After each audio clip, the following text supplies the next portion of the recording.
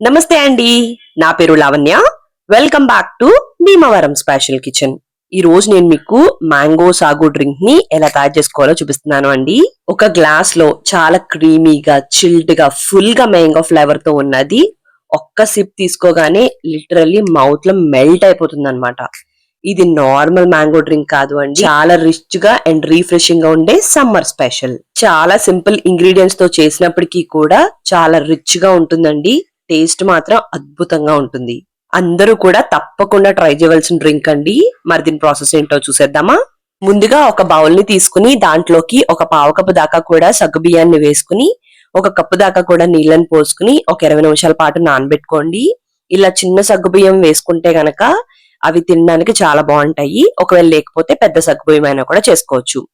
అదే విధంగా మరొక బౌల్లోకి ఒక టేబుల్ స్పూన్ దాకా కూడా సబ్జా గింజలు వేసుకుని, దాంట్లోకి అరకప్పు దాకా కూడా నీళ్ళని పోసుకుని వీటిని కూడా ఒక 20-30 నిమిషాల పాటు పక్కకు పెట్టేసుకోండి. టైం ఎక్కువ ఉంటే గనక వీటిని కొంతసేపు ఫ్రిడ్జ్ లో పెట్టుకున్నా కూడా చల్లగా బాగుంటాయి. ఆ తర్వాత స్టవ్ ని ఆన్ చేసుకుని ఒక కడాయిని పెట్టుకుని దాంట్లోకి 1 లీటర్ దాకా కూడా పాలని పోసుకుని వీటిని ఒక 3-4 పొంగులు వచ్చేంత వరకు కూడా బాగా మరిగించుకోండి. ఈ పాలని ఫుల్ క్రీమ్ మిల్క్ గాని గేదె పాలు గాని తీసుకోండి. దాని వల్ల టేస్ట్ చాలా చాలా బాగుంటుంది. పాలు బాగా మరిగిపోయిన తర్వాత దీంట్లోకి ఒక అరకప్పు దాకా కూడా పంచదారని వేసుకోండి. మనం లీటర్ పాలు తీసుకున్నాం కాబట్టి ఈ లీటర్ పాలు 750 ml అయ్యేంత వరకు కూడా మరిగించుకోండి. పంచదార కూడా పాలతో మరగడం వల్ల రుచి అనేది చాలా చాలా బాగుంటుందండి. ఇలా 750 ml అయిన తర్వాత దీని కన్సిస్టెన్సీ చూస్తే చాలా థిక్ గా అనిపిస్తుంది మనం ముందు వేసిన దానికన్నా. ఇప్పుడు ఇది పూర్తిగా చల్లారేంత వరకు కూడా పక్కకు పెట్టుకుని ఆ తర్వాత ఒక 2-3 గంటల వరకు కూడా ఫ్రిడ్జ్ లో పెట్టుకుంటే కన్సిస్టెన్సీ అనేది ఇంకా థిక్ గా అవుతుంది. అండ్ అలానే మనకి డ్రింక్ తాగడానికి చల్లగా రెడీ అయిపోతుంది అన్నమాట.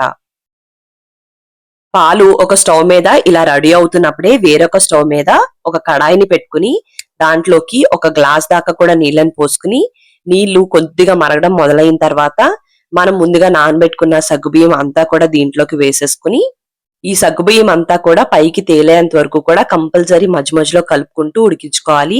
లేదంటే అడుగు పట్టేస్తుంది. ఫ్లేమ్ ని కూడా తక్కువగా కాకుండా మీడియం ఫ్లేమ్ లోకి పెట్టేసుకోండి.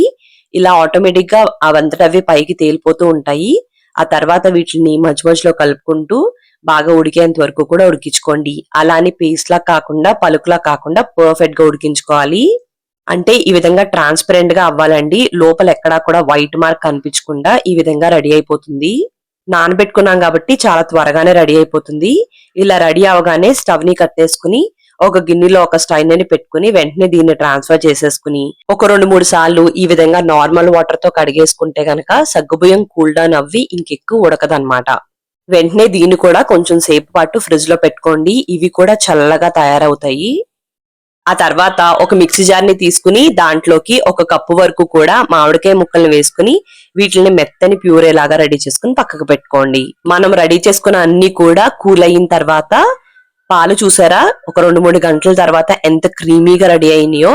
దీన్ని ఒక బౌల్లోకి ట్రాన్స్ఫర్ చేసుకుని అలానే మనం ముందుగా రెడీ చేసి పెట్టుకున్న మ్యాంగో ప్యూరేని కూడా దీంట్లోకి వేసుకోండి. ఈ మ్యాంగో ప్యూరేని కూడా నేను ఫ్రిడ్జ్ లో పెట్టుకున్నాను అండి.